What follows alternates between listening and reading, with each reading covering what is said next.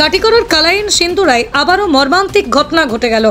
রবিবার ছুটির দুপুর কাটাতে এসে লাশ হয়ে ফিরতে হলো এক বন্ধুকে। এখনও আরও এক বন্ধু নিখোঁজ। এসডিআরএফ বাহিনী এসে খোঁজাখুঁজি করলেও মেলেনি তার সন্ধান।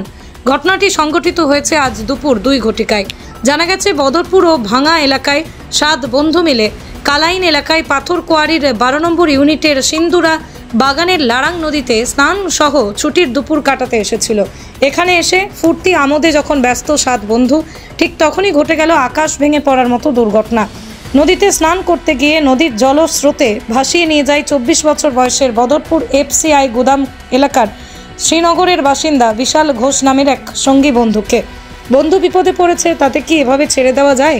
না, কোনো অবস্থাতেই ছেড়ে দেওয়া যায় না। বন্ধুকে বাঁচাতে হবে। তাই বিশালকে বাঁচানোর জন্য বছর 22-এর বন্ধু সৌভিক সরকার নদীতে ঝাঁপ দেয়। কিন্তু সৌভিক নদীতে ঝাঁপ দেওয়া মাত্রই সে নদীর গর্ভে তলিয়ে যায়।